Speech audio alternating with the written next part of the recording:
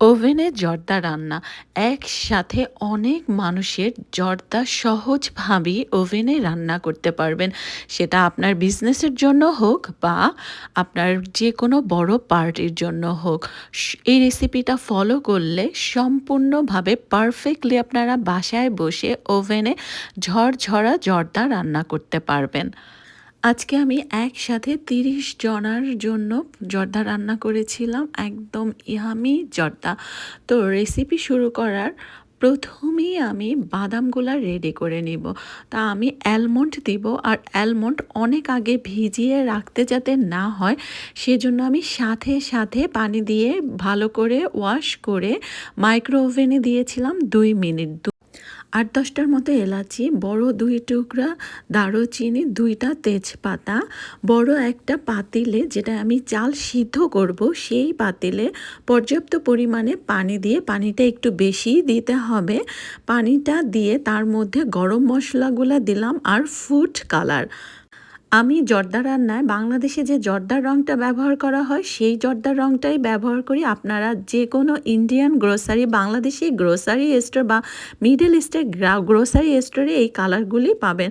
বাংলাদেশে আমি কমলা কালারটা সবসময় দেখে আসছি, আর আমার কাছে এই কমলা কালারটাই ভালো লাগে। তো পানির মধ্যে মিশিয়ে চুলার জাল হাই ফ্লেমে দিয়ে পানি ফোটা পর্যন্ত অপেক্ষা করব।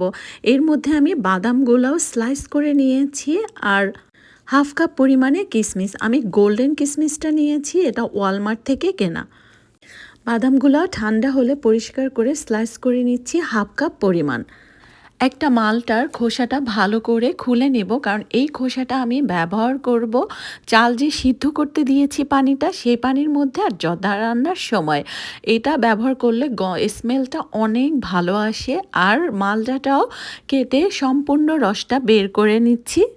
এরপরে আমি স্যামস ক্লাব থেকে কেনা বাসমতি চাল ৫ কাপ নিয়ে নেব। মেজারমেন্ট কাপের ৫ কাপ বাসমতি চাল দিয়ে আজকে আমি ৩০ জনার জন্য জর্দাটা রান্না করব। ভালো করে চালটা ওয়াশ করে নিচ্ছি। ওয়াশ করার পরে পানিটা ফুটে উঠলে সেই পানির মধ্যে আমি চালটা দিয়ে দিচ্ছি।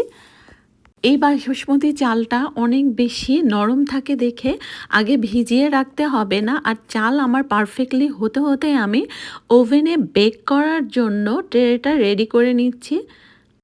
এরপরে অল্প সামান্য পরিমাণে রান্নার তেল দিয়ে দিব চাল সিদ্ধর মধ্যে, জাস্ট সামান্য পরিমাণে, যেটা ওভেনে আমি চালটা বেক করব পরের স্টেপ, সেটা রেডি করে নিচ্ছি। আমি ৫ কাপ চালের জন্য ৫ কাপ চিনি, সেম কাপ দিয়ে সেম পরিমাণের চিনি নিয়েছি, আর ২.৫ কাপ পানি, ২ কাপ এবং হাফ কাপ গরম পানি, আর গরম মশলা এলাচি, দারুচিনি, তেজপাতা, একটা লবঙ্গ। এরপরে আমি এর মধ্যে অরেঞ্জের যে জুসটা সেটা দিয়ে দিচ্ছি, কিশমিশগুলো দিয়ে দিব, বাদামটা দিয়ে দিব, আর ঘি যে দিয়েছিলাম সেটাও। সব কিছু উপকরণ দিয়ে ভালো করে মিশিয়ে নিব।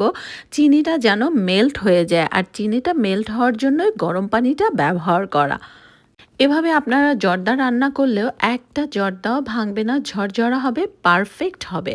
চালটা আমি মাঝে মাঝে একটু নেড়ে দিচ্ছিলাম যেন তলানিতে না লেগে যায়। পানিটা আমার একটু কমে গেছিলো দেখে এক্সট্রা আর একটু পানি দিয়ে দিচ্ছি। মাঝখানে এই চালটার মধ্যে আমি সামান্য পরিমাণে লবণ দিয়েছিলাম, জাস্ট সামান্য পরিমাণে। আমি মিষ্টি জিনিসের লবণটা পছন্দ করি, বাট সেটা লাইট, তো অল্প পরিমাণে লবণ দিয়ে দিয়েছি।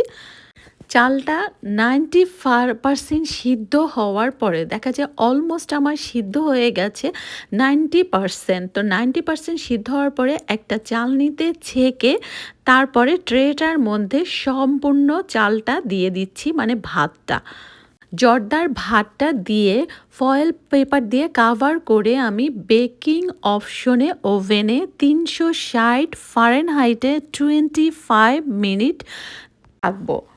তো ৩৬০ ফারেনহাইটে 25 মিনিট বেক হওয়ার পরে দেখি আমার জর্দার কী অবস্থা। এই পর্যায়ে খুবই সাবধানে ঢাকনাটা খুলতে হবে, কারণ অনেক বেশি গরম স্টিম বের হচ্ছিল। তা আমার কিন্তু এখনও জর্দা সম্পূর্ণ কুক হয় না, দেখেন পানি আছে, আমি যতটুকু পানি দিয়েছিলাম অল্প হালকা টেনেছি। এ পর্যায়ে আমি ২৫ মিনিট পরে জর্দার পানি আর জর্দাটা একটু নেড়ে চেড়ে পানিটা মিক্স করে নিব সব জর্দাগুলিতে খুব ভালো করে। জর্দাটা ভালো করে মিক্স হওয়ার পরে আবারও কাভার দিয়ে বেক করতে দিব। আর এ পর্যায়ে আমি একটু এক্সট্রা যে ঘি ছিল সে ঘিটা দিয়ে দিচ্ছি উপরে। আমি কিন্তু ১ কাপ পরিমাণে ঘি দিয়েছিলাম, প্রথমে একটু দিয়েছিলাম আর এই পর্যায়ে ২৫ মিনিট পরে বাকি ঘিটা দিয়ে দিচ্ছি আর গোলাপ জল। মধ্যে কিন্তু আমি কমলার খোসাগুলোও দিয়ে দিয়েছিলাম আর শেষে ১/২ কাপ পরিমাণে পাউডার দুধ। সব উপকরণ দেয়া হলে ঢাকনা দিয়ে আবারও বেক করব ৩৬০ ফারেনহাইটে ২০ মিনিট। ফয়েল ট্রেটা যে খুব বেশি গরম থাকে তা না, আমি হ্যান্ডেল করতে পারি দেখে আমি হাত দিয়ে দিচ্ছি, কাভার ব্যবহার করতেছি না। আপনারা চাইলে কাভার ব্যবহার করতে পারেন। তো আমি ২০ মিনিট আবারও বেক করে নিয়েছি। তো টোটাল আমার ৪৫ মিনিট লেগেছে সম্পূর্ণ জর্দাটা হতে। টোটাল ৪৫ মিনিট পর দেখেন আমার জর্দায় এক্সট্রা কোনো পানি নাই, পারফেক্টলি সোক করে নিয়েছে। প্রত্যেকটা রাইস এত ঝরঝরা পারফেক্ট হয়েছে, আলহামদুলিল্লাহ। এরপরে পরিবেশনের জন্য বাদাম কুচিগুলো দিয়ে দিচ্ছি, কিশমিশ দিয়ে দিচ্ছি আর বেবি সুইট দিয়ে দিব। বেবি সুইটেরটাও আমার বাসায় বানানো। এটা আমার রেসিপি দেয়া আছে আমার ওয়াইটি চ্যানেলে এবং আমার আরেকটা চ্যানেল আছে যেটা সামিয়ার দিনরাত্রি ফেসবুকে এবং ওয়াইটি সেম নামই। সেই চ্যানেলে আপনারা বেবি সুইটের রেসিপিটা দেখে আসতে পারেন।